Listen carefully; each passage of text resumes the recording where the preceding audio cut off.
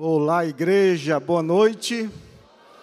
Eu me chamo Dário, um discípulo do Senhor Jesus, resgatado da morte para a vida. Há algumas 24 horas atrás, entregue a vícios, compulsões, drogas, prostituição, adultério, pornografia, mas hoje liberto pelo poder do sangue de Jesus, nascido de novo pelo poder de Jesus. Mas eu queria saber se tem mais alguém aqui nascido de novo nesse auditório. Se tiver, dá um brado de aleluia aí, glória a Deus. Vamos ficar de pé, igreja, para ler a palavra de Deus. Carta do apóstolo Paulo, epístola do apóstolo Paulo aos Colossenses, no capítulo 3. Amém? Vamos ler juntos aqui do verso 1 ao verso 17. Que diz assim: portanto, já que vocês ressuscitaram com Cristo, procurem as coisas que são do alto, onde Cristo está assentado à direita de Deus. Mantenham o pensamento nas coisas do alto, e não nas coisas terrenas, pois vocês morreram, e agora a sua vida está escondida com Cristo em Deus. Quando Cristo, que é a sua vida, for manifestado, então vocês também serão manifestados com Ele em glória. Assim, façam morrer tudo que pertence à natureza terrena de vocês: imoralidade sexual, impureza, paixão, desejos maus e a ganância, que é a idolatria. É por causa dessas coisas que vem a ira de Deus sobre os que vivem na desobediência, as quais vocês praticaram no passado, quando costumavam viver nelas. Mas agora, abandonem todas estas coisas: ira, indignação, maldade, maledicência e linguagem indecente no falar. Não mintam uns aos outros, visto que vocês já se despiram ou se já despojaram do velho homem com suas práticas, e se revestiram do novo, o qual está sendo renovado em conhecimento à imagem do seu Criador. Nessa nova vida, já não há diferença entre grego e judeu, circunciso e incircunciso, bárbaro e cita, escravo e livre, mas Cristo é tudo e está em todos. Portanto, como povo escolhido de Deus, santo e amado, revistam-se de profunda compaixão, bondade, humildade, mansidão e paciência. Suportem-se uns aos outros e perdoem as queixas que tiverem uns contra os outros. Perdoem como o Senhor lhes perdoou. Acima de tudo, porém, revistam-se do amor, que é o elo perfeito. Que a paz de Cristo seja o juiz em seu coração, visto que vocês foram chamados para viver em paz, como membros de um só corpo, e sejam agradecidos. Habite ricamente em vocês a palavra de Cristo. Ensinem e aconselhem-se uns aos outros com toda a sabedoria, e cantem salmos, hinos e cânticos espirituais com gratidão a Deus em seu coração. Tudo o que fizerem, seja em palavra, seja em ação, façam-no em nome do Senhor Jesus, dando por meio dele graças a Deus Pai. Aleluia, Senhor. Pai, que palavra poderosa, Senhor. Muito obrigado por ter aberto os nossos olhos, Pai, e podermos nos reunir como igreja nessa tarde, Senhor, nesse clima, Pai, tão abençoado, Pai. Um local que o Senhor nos presenteou para estarmos juntos como igreja. O quanto o Senhor já fez neste lugar e ainda está fazendo nessa noite, Senhor. A Tua presença é palpável, Pai. O Teu Espírito conseguimos enxergar com os nossos próprios olhos, em cada sorriso de cada irmão, em cada boca aberta para entoar louvores a Ti, Senhor. Nós enxergamos, pois enxergamos pelos olhos da fé a Tua presença, Senhor. Continue ministrando aos nossos corações, Pai. Falando, Senhor Deus, por meio da Tua palavra aberta, Senhor. Ó Deus amado, em mim não há nada de bom, Senhor. Mas eu vou compartilhar aquilo que o Senhor tem falado ao meu coração esses dias, e como o Senhor tem me confrontado, Senhor. Então conecte os nossos corações ao Teu Espírito e à Tua palavra nesse momento. E é no nome de Jesus que nós Te pedimos e agradecemos por todas essas coisas. Amém, Senhor. Podem sentar, meus irmãos.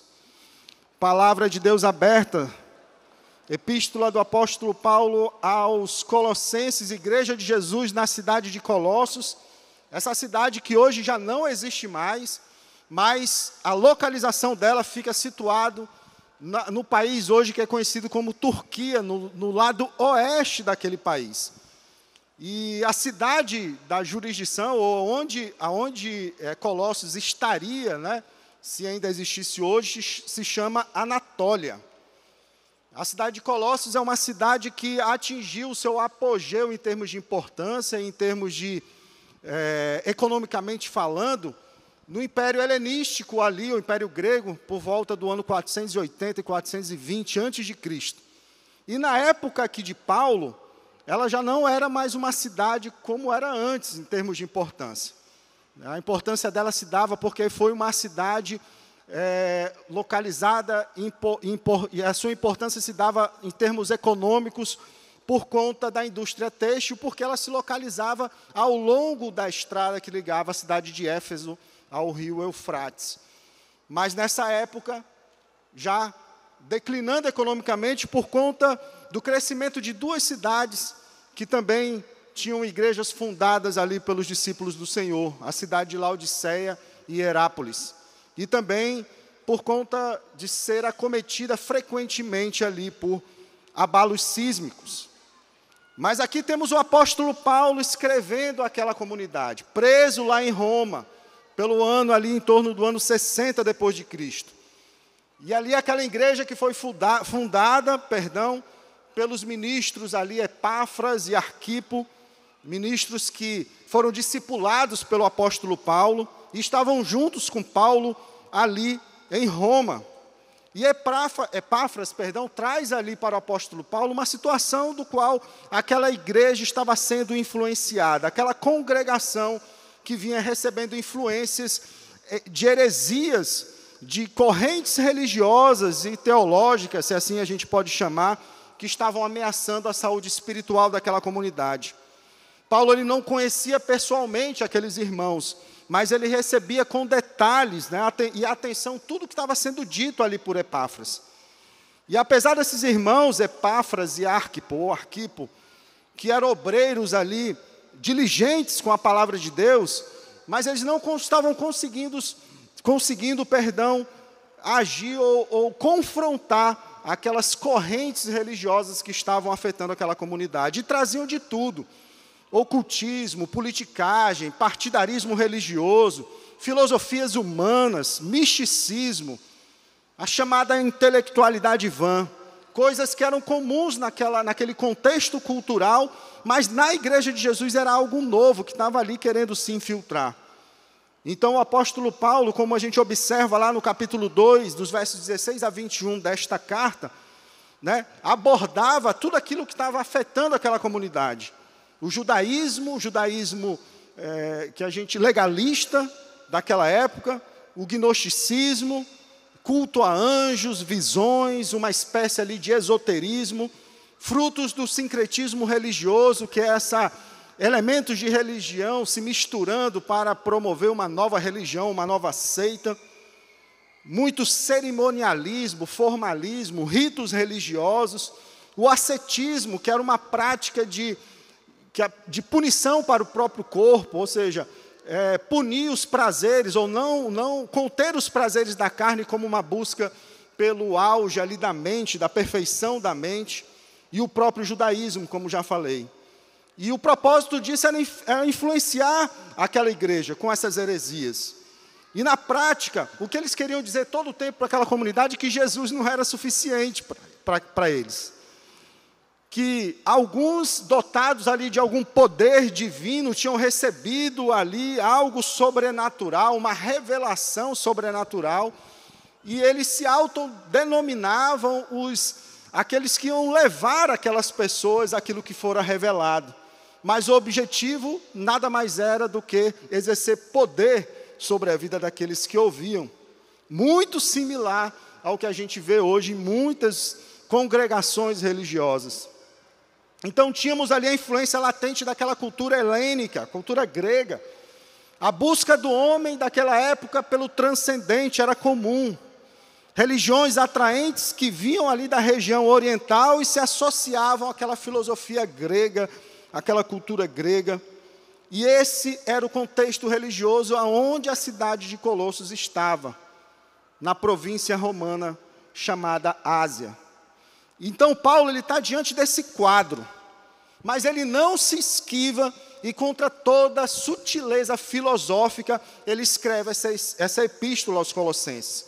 E com toda a sabedoria, meus irmãos, dada pelo Espírito, ele utiliza de estratégias para atingir o seu propósito. Não estratégias humanas, baseadas no conhecimento dele, mas tudo fundamentado na verdade de Deus. Então ele usa de 4 estratégias. A primeira é de advertências. Essas advertências buscavam reforçar que não poderia haver unidade entre o Evangelho de Jesus e todas aquelas mentiras ditas por aqueles heréticos. Então ele fala lá no verso 8 do capítulo 2, tenham cuidado para que ninguém os escravize a filosofias vãs e enganosas, que se fundamentam nas tradições humanas e nos princípios elementares deste mundo, e não em Cristo.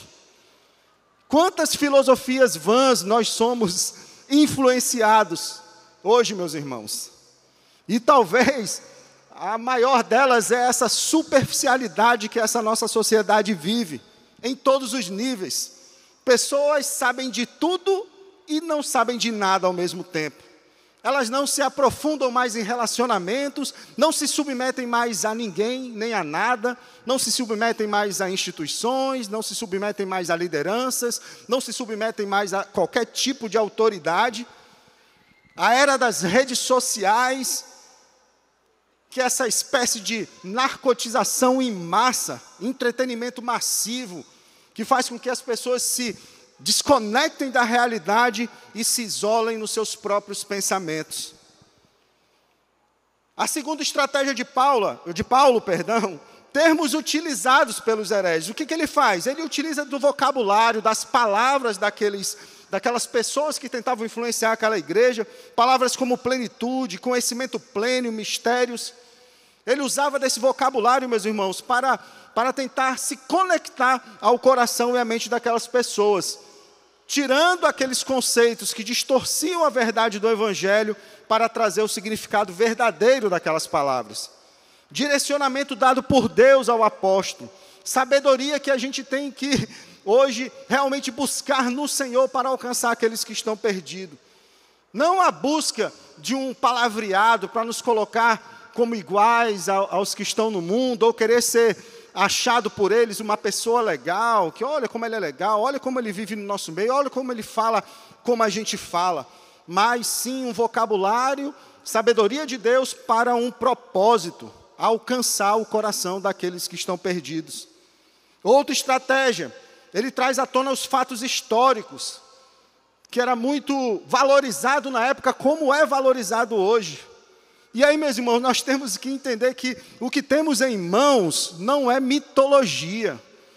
Essa palavra é verdadeira, são fatos históricos reais, de pessoas e testemunhas oculares do Evangelho de Jesus, pessoas que viram o ministério público do Senhor, viram o Senhor crucificado na cruz, o viram morto, o viram ressuscitado e viram ele assunto aos céus.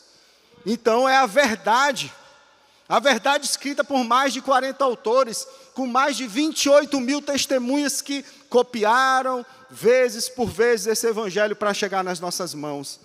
E Paulo estava chamando a atenção para isso. Morte, ressurreição e entronização de Jesus. Testemunhas oculares da verdade. Não era mito, não é filosofia vã, não era uma pretensa religiosidade, fundamentado sim na verdade. E por último, ele exalta Cristo, Filho de Deus, que mais do que os anjos ou demônios, o que era muito valorizado e dito naquela época, Cristo está acima de todos os poderes. E ele refuta aquele gnosticismo com a revelação de um Deus transcendente. Sim, um Deus transcendente, o Deus que está acima, que ontologicamente ele é separado da sua criação, mas ao mesmo tempo é um Deus imanente, que ele se manifesta dentro da sua criação. E ele se manifesta de tal forma que ele se torna gente como a gente. Ele abandona a sua glória e ele vem como ser humano, se despe da sua glória, mas com o seu poder se sacrifica por nós naquela cruz do Calvário.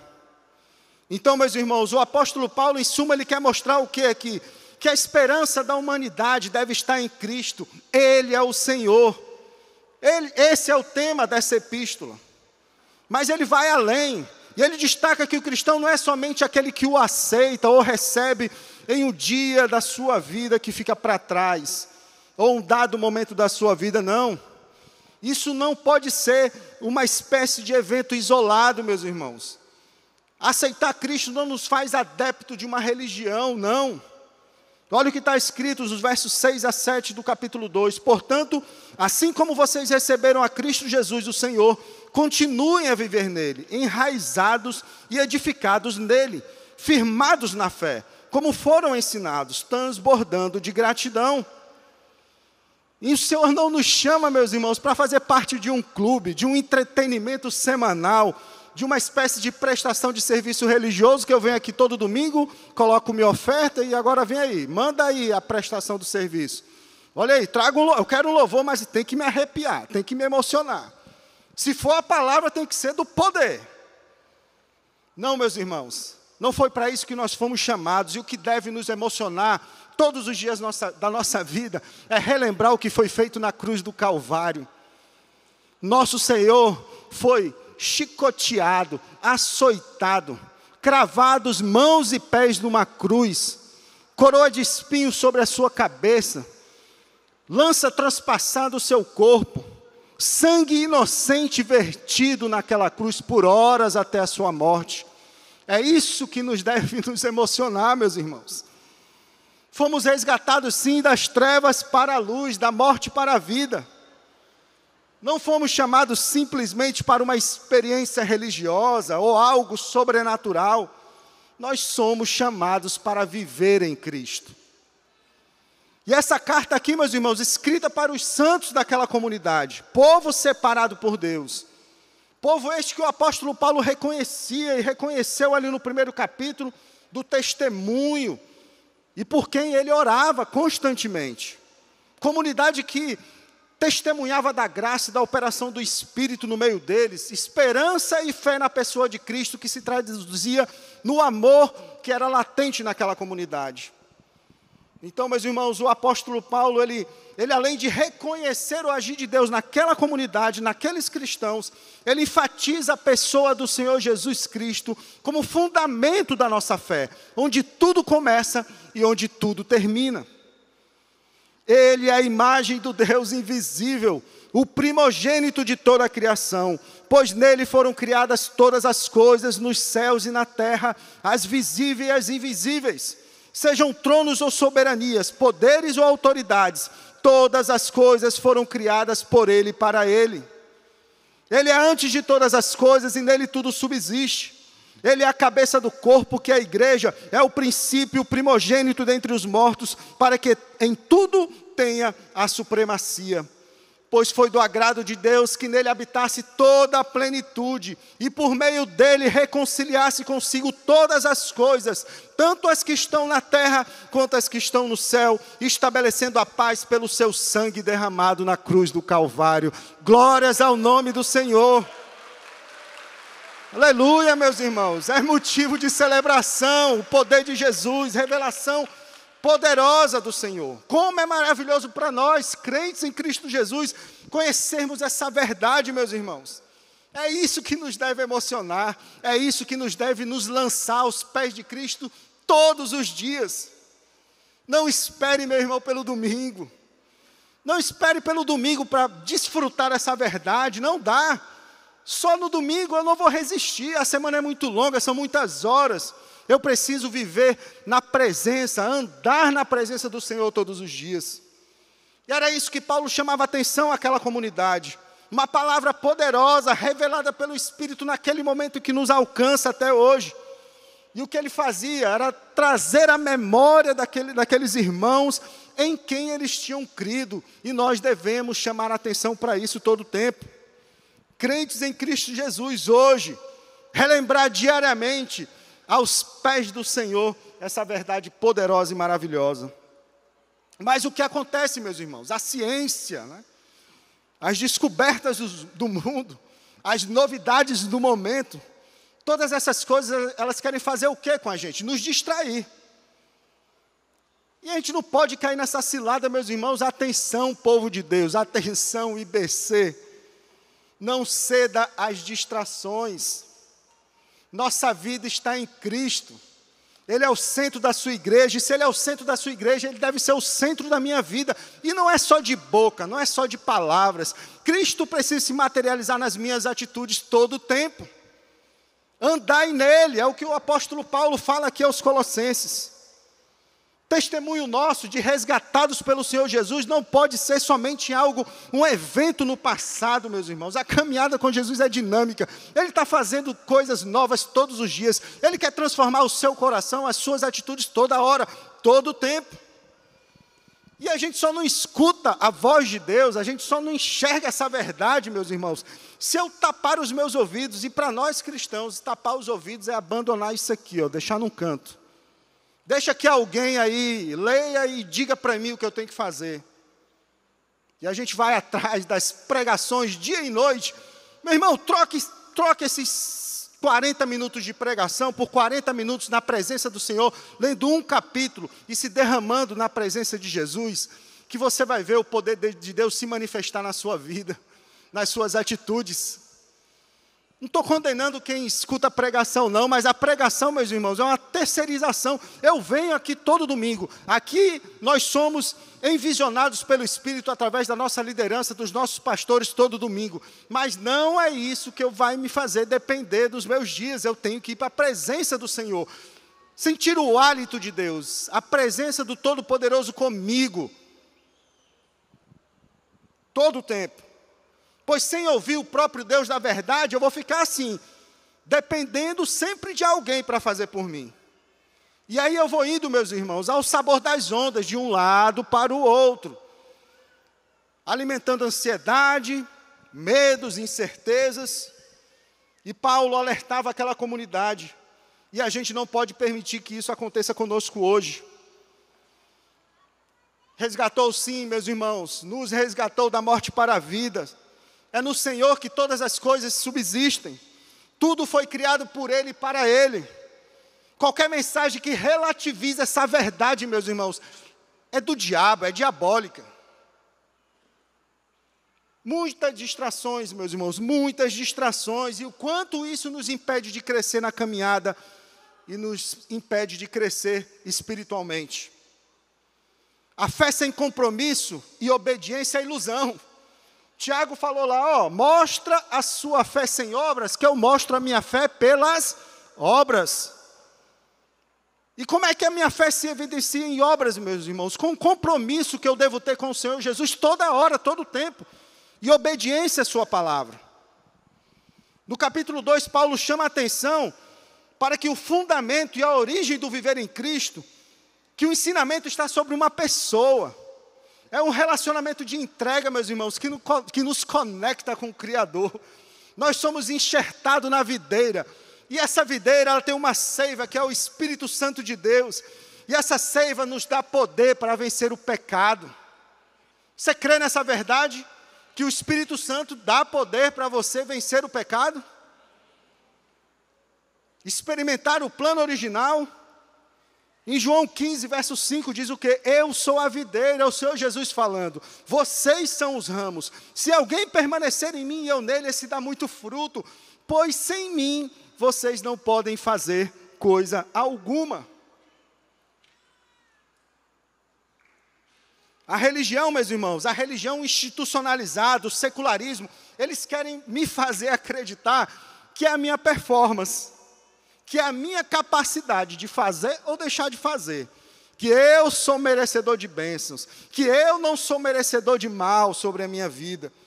E às vezes, meus irmãos, nós começamos a nossa caminhada com Cristo, na igreja de Jesus, e a gente parece que toma uma pílula evangélica que nos faz esquecer de onde vimos e de quem realmente somos.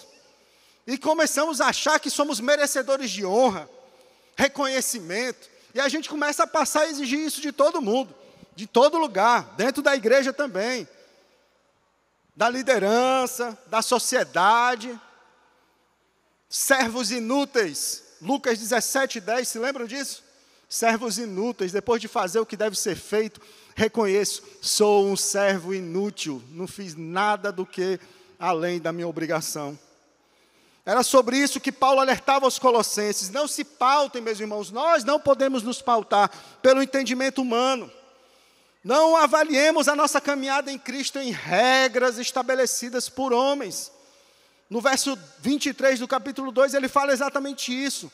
Regras estabelecidas pelos homens, que pelo seu exterior aparentam uma pretensa religiosidade, com falsa humildade, severidade com o corpo, mas que não refreiam os impulsos da carne.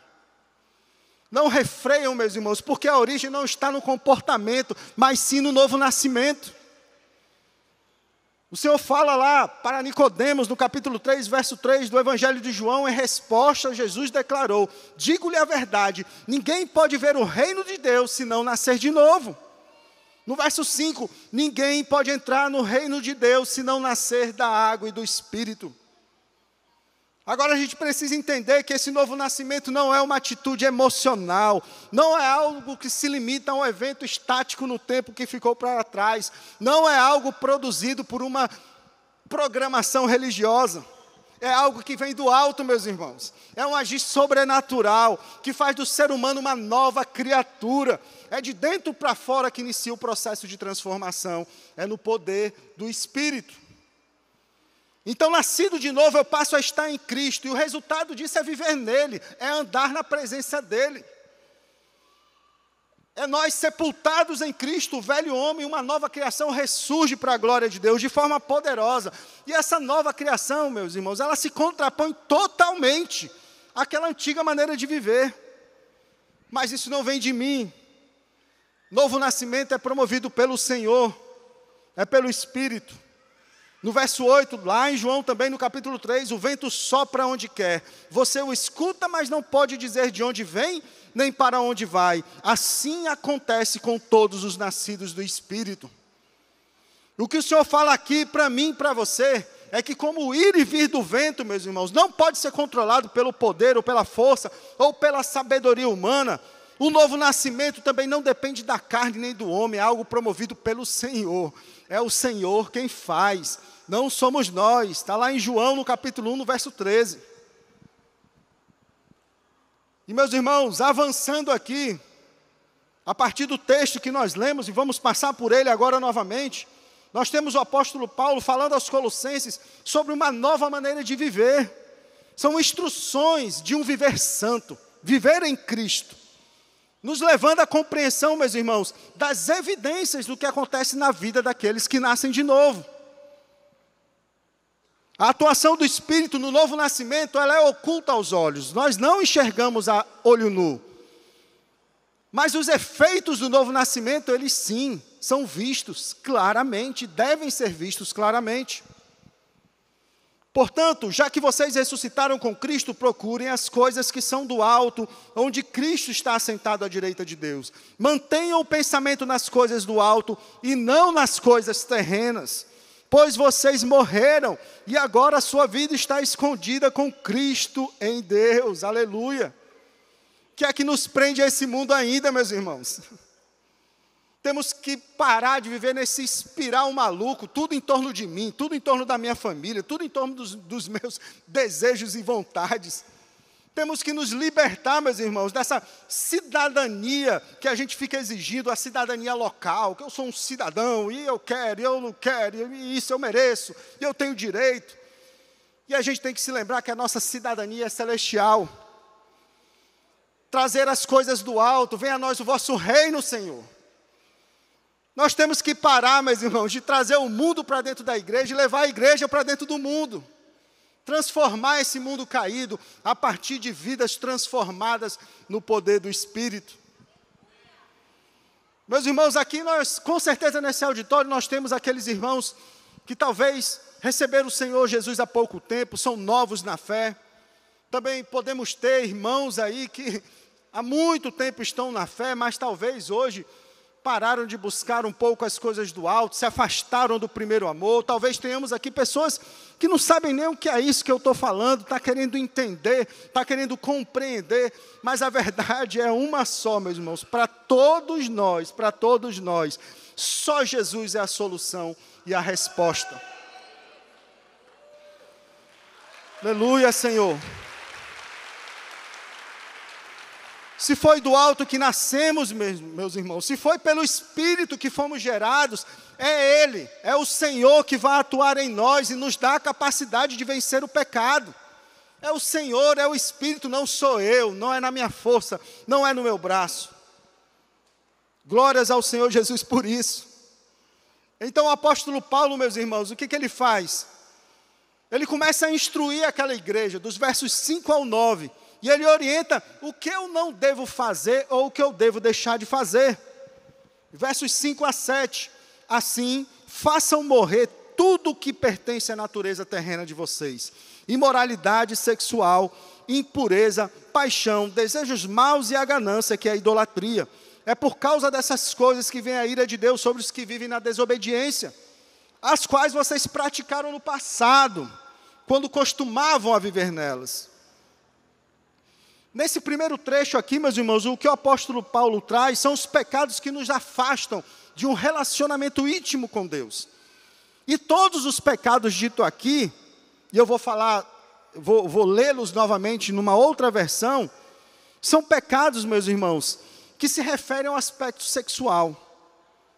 Como temos em outras versões, prostituição, impureza, paixão lasciva, que é fogo do sexo, desejo maligno, que é a concupiscência dos olhos, a lascívia também, e idolatria. A idolatria aqui, meus irmãos, andava de mãos dadas com a prostituição naquela época.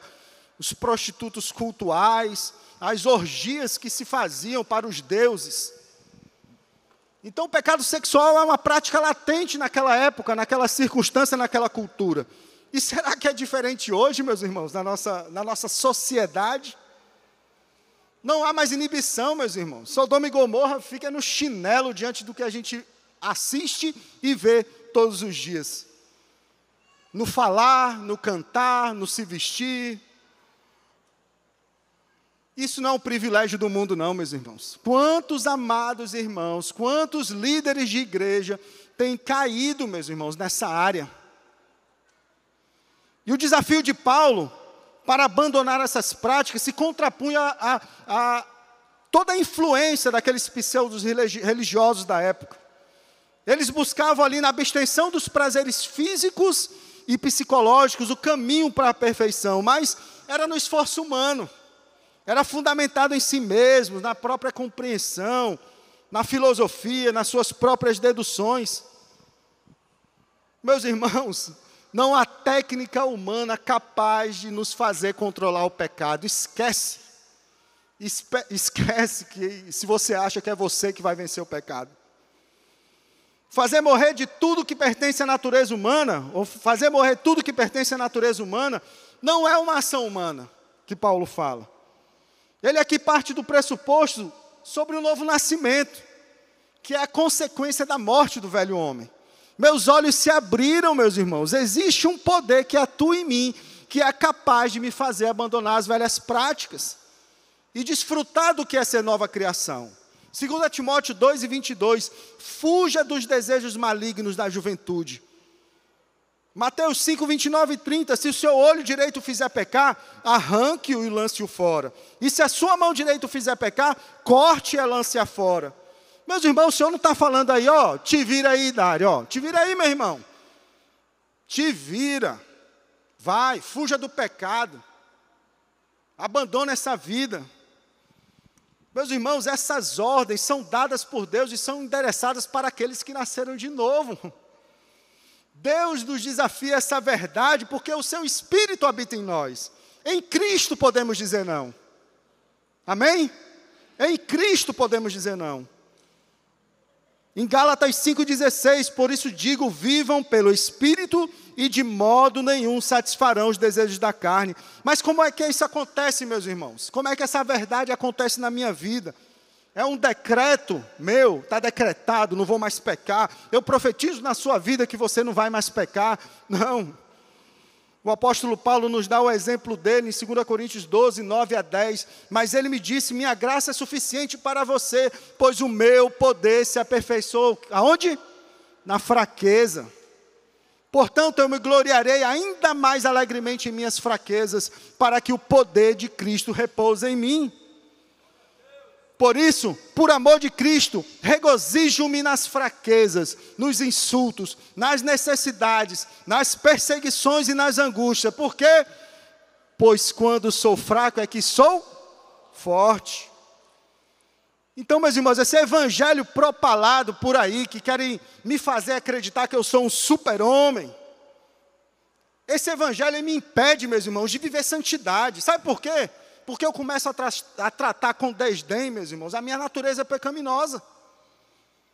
Eu não posso, meus irmãos, minimizar o poder do pecado e do diabo. Não posso. Quando eu faço isso, eu começo a dar brecha. Dar brecha para cair nas suas ciladas. Começo a sentar nas rodas de gracejos imorais. Começo a replicar as piadas que fazem da mulher um objeto. Besteira, nada demais. Besteira. E aí eu vou agradando os outros, participando, um dia após o outro. Aí a pessoa reconhece, o cara é crente, mas ele é legal. Aí, ele ri das piadas, da baixaria. Eu começo a ceder e fazer amizades com pessoas do sexo oposto. Amizade, intimidade. Quer dizer que não pode mais ser amigo, homem e mulher. Tudo bem, meu irmão, você faz o que você quiser, cada um faz o que quiser da sua vida, mas eu vou dizer uma coisa para você, no dia que seu casamento estiver mal, pode ter certeza que o diabo vai usar essa amizade aí para te enredar, e se você não estiver no Senhor, meu irmão, vale tudo entre quatro paredes. Ora, eu estou com a minha mulher, qual o problema? E aí eu vou trazendo os aditivos do mundo para dentro do meu casamento, o álcool, os feitiços, masturbação, vamos lá. E aos poucos eu vou degradando o meu corpo, degradando a minha mente. Quando menos espera, meus irmãos, eu estou escravo dessas coisas. Em Hebreus, capítulo 13, verso 4, diz o quê? O casamento deve ser honrado por todos, o leito conjugal conservado puro, pois Deus julgará os imorais e os adúlteros. O novo nascimento me leva ao plano original. Eu passo a conhecer a natureza perfeita de Deus, meus irmãos, a criação, a coisa maravilhosa que Deus criou. Eu fui escravo de todas essas loucuras, é por isso que eu falo. Durante tantos anos, a minha vida entregue a essas práticas, dia após dia. Comecei o meu casamento, mesmo recebendo o Senhor na minha vida, o despertar estava lá, o gatilho estava lá, sexo sempre remontava todas essas coisas, invadia a minha mente, despertava toda essa loucura. E eu tive que, a partir desse púlpito, aprendendo que Deus falava através dos nossos líderes aqui, meus irmãos, não consigo lidar com isso. Começamos então a fazer preliminares para a glória de Deus. Vem aqui, meu amor, não dá para despertar o fogo e eu ir para cima, não. Vamos aqui com calma. Vamos se ajoelhar, vamos para a presença do Senhor. E as preliminares vinham com muita oração, muita adoração, clamando o Senhor, pedindo, Senhor, traz o seu Espírito para fazer parte desse momento. E hoje, meus irmãos, eu enxergo claramente as migalhas de prazer que eu me lambuzava no passado, que destruiu a minha mente e meu coração. E hoje eu posso aproveitar do banquete que o Senhor tem reservado para mim dentro de um casamento, vivendo santidade para a honra e glória do Senhor. É possível, meus irmãos.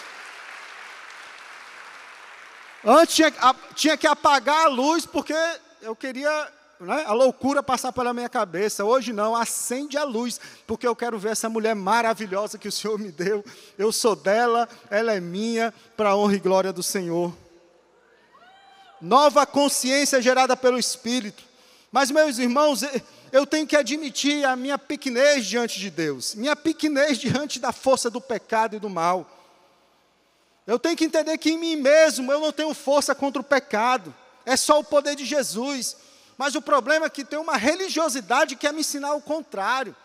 Ela quer me ensinar a cuidar da minha imagem, que eu não posso falar essas coisas, eu falar de pecado, que eu sou pecador, não pode.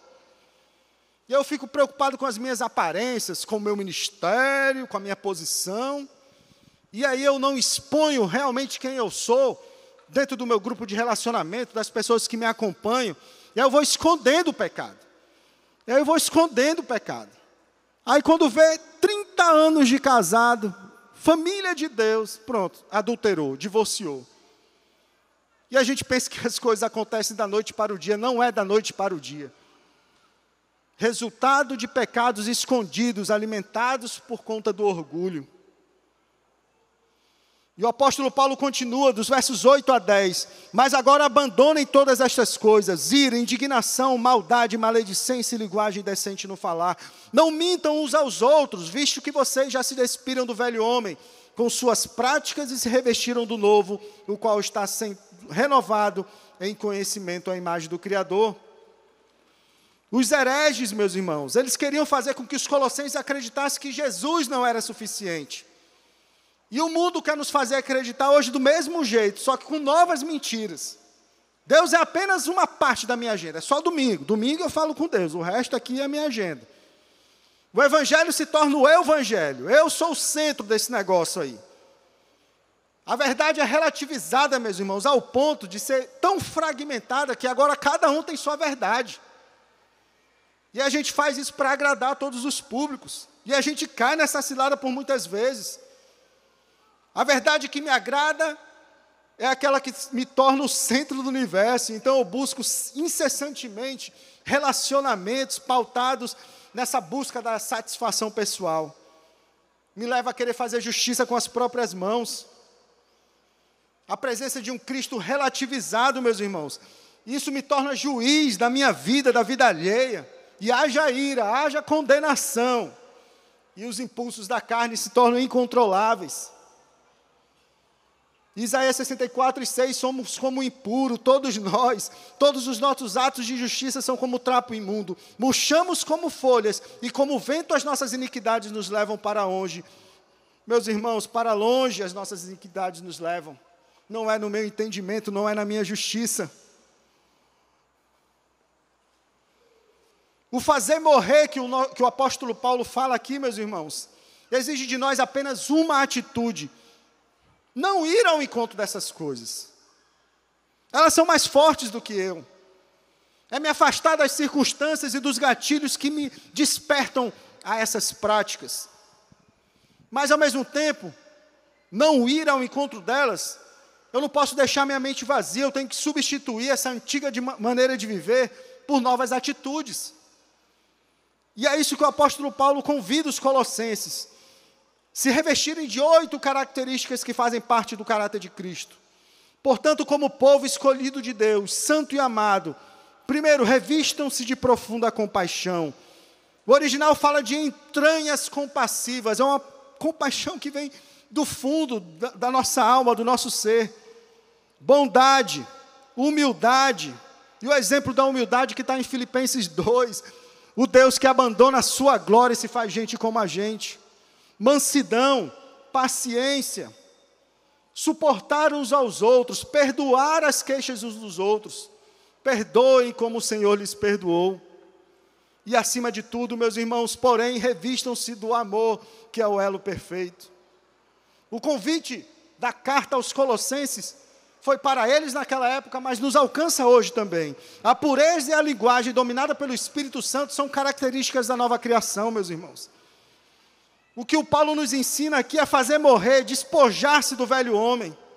Aquela velha natureza que ela pertence ao diabo. Ela pertence ao inimigo de Deus, mas aquele homem, velho homem, morreu. E uma novidade de vida nos alcança, meus irmãos. A renovação da mente que está lá em Romanos 12:2. Substituir vícios, maus hábitos, práticas antigas. Operação graciosa do Espírito que me guia por toda a verdade. E é aí onde o caráter de Cristo se manifesta na minha vida, nas minhas atitudes. Não há, meus irmãos, não há pecado que resista à ação do Espírito Santo. Mas as dificuldades que a gente encontra é porque o mundo quer nos fazer acreditar. Como aqueles homens lá na época de Colossos queriam fazer aquela igreja acreditar que tudo depende da minha performance. As técnicas do momento. Hoje o mundo também nos evoca a fazer da mesma forma. E a gente se engana. E se acha que parecer com Cristo é algo que está no meu braço, na minha força. Porque é disso que a gente gosta, de ser valorizado, avaliado pelas pessoas, aquilo que eu faço, aquilo que eu corro atrás. E a gente faz de tudo para isso, meus irmãos. Vai atrás das técnicas do momento. Qual é o método? O que o influencer de hoje está me dizendo? Pense positivo. Treine a sua mente. E aí, quando a gente não consegue fazer essas coisas, a gente se frustra. E a mesma intensidade que eu usava para buscar essas coisas, eu busco agora para remediar a somatização das doenças emocionais. Prescreve aí, doutor, agora. Tome remédio para acordar, remédio para dormir, remédio para comer, remédio para parar de comer. Qual o remédio para me libertar do vício? Se eu sofro injustiça, processa. Cadê meu advogado? Bota na justiça essa empresa.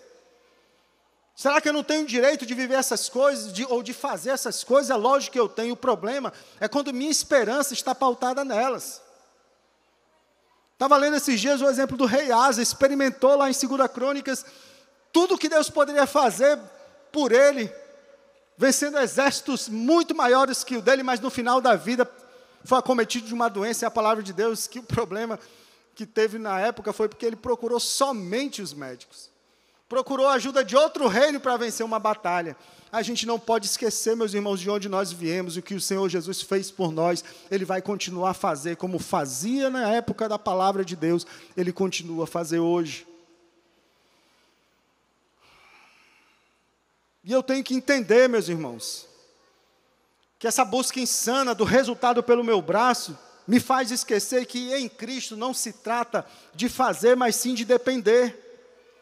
Perdão, misericórdia, graça, compaixão, humildade são dons que não temos em nós mesmos. É o novo nascimento no qual nós fomos gerados pelo poder do Espírito, é que nos capacita a exercitar esses dons, e a prática deles é que vai nos fazer crescer na caminhada, nos fortalecer e fortalecer a nossa fé.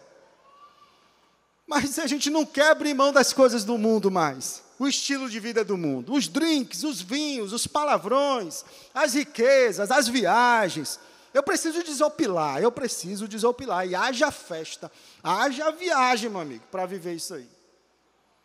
E o crente moderno, ele quer ser como algumas outras religiões por aí, passar a semana na carne e se purificar domingo na igreja. Não foi para isso que fomos chamados. Em Tiago 4, verso 4, palavra de Deus para a sua igreja, a Bíblia para a sua igreja, adúlteros e adúlteras, não sabeis vós que a amizade do mundo é inimizade contra Deus? Portanto, qualquer que quiser ser amigo do mundo, constitui-se inimigo de Deus. Não sou eu que estou falando, meus irmãos, é a palavra de Deus. Gálatas 6, versos 7 a 8, não se deixe enganar, de Deus não se zomba, pois o que o homem semear, isso também colherá.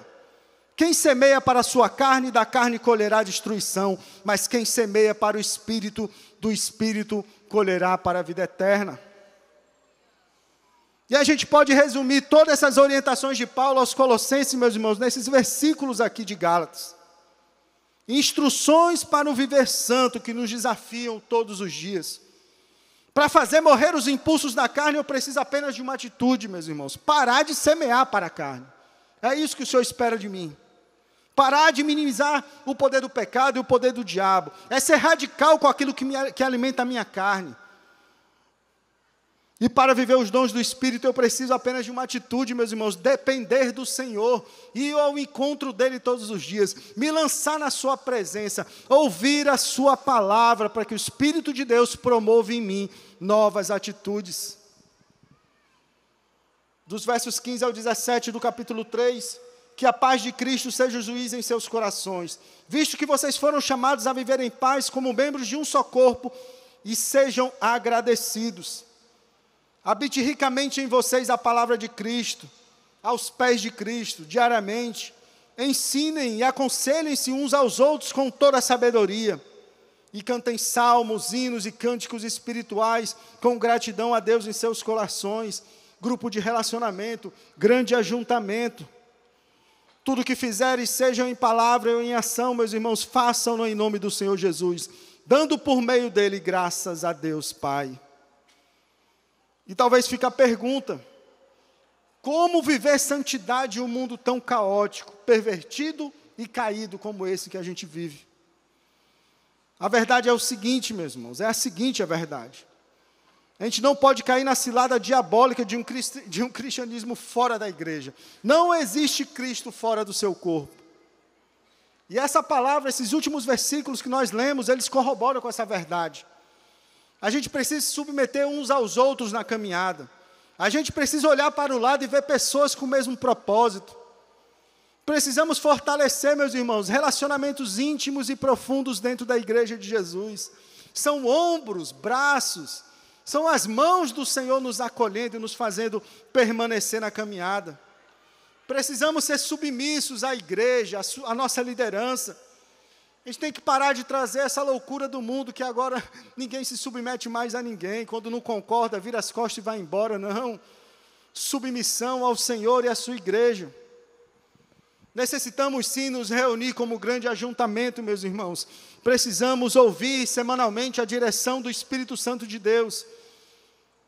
Nos reunir de casa em casa, transformar a nossa casa num ambiente hospitalar, espiritual, onde o poder de Deus se manifesta na minha vida. Às vezes as pessoas perguntam para mim: rapaz, onde é que eu vou, onde é que fica? Não, vamos lá em casa primeiro, vamos lá em casa, abre aqui, abre a casa, vamos fazer um lanche, vamos fazer um jantar, vamos bater um papo. Onde eu abro a minha vida, abro o meu testemunho, abro o meu coração e semeio ali a palavra de Deus. Necessitamos sim nos reunir, meus irmãos, viver vida na vida, olho no olho, afiando ferro, tudo para a glória de Deus. É o que está lá em Efésios, no capítulo 4, versos 15 a 16. Antes, seguindo a verdade em amor, cresçamos em tudo naquele que é a cabeça, Cristo. Dele todo o corpo ajustado e unido, pelo auxílio de todas as juntas, cresce e edifica-se a si mesmo em amor, na medida em que cada parte realiza a sua função. Pode subir o pessoal do louvor. Definitivamente, meus irmãos, devemos buscar incessantemente viver santidade. Não dá mais para viver igreja um pé no mundo e um pé na igreja. Não funciona. Eu preciso experimentar daquilo que o Espírito Santo quer fazer. E não há outro jeito senão dependência do poder de Jesus. A religião, ela quer me ensinar. É no meu braço, é na minha força, é no meu entendimento. Mas Jesus nos chama para uma dependência. O nascer de novo é algo gerado do alto. É o Espírito Santo que se manifesta em nós. Às vezes as pessoas perguntam para mim: rapaz, como é que tu parou? Como é que tu saiu das drogas? Como é que tu parou de fazer isso? Como é que tu parou de fazer aquilo? E senta do meu lado, pega uma caneta e quer começar. Qual foi a metodologia? Qual foi a técnica? Não, meus irmãos, eu nem sei te dizer quando eu comecei ou quando eu parei. Eu só sei dizer que quando eu tive vontade, quando minha carne me impulsionava às mesmas práticas, eu me jogava na presença do Senhor Jesus, com oração, com clamor, pedindo a presença e o poder do Espírito, e pela graça de Deus, Ele tem se manifestado na minha vida ao longo desses últimos anos. Liberto, não na minha força, mas liberto sim, pelo poder do Espírito. Viver em Cristo é dependência total do Senhor. Curva sua cabeça em oração nesse momento, meus irmãos.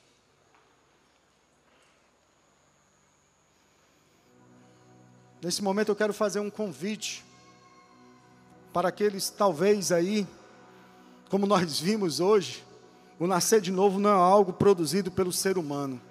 Não é uma atitude religiosa com base numa convocação por alguém com argumentos em palavras.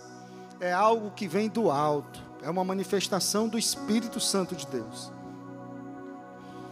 Agora sim, eu também posso querer abafar o medo, a vontade e o desejo, a cilada da minha mente, ela pode querer me fazer permanecer nas minhas práticas, nas minhas atitudes.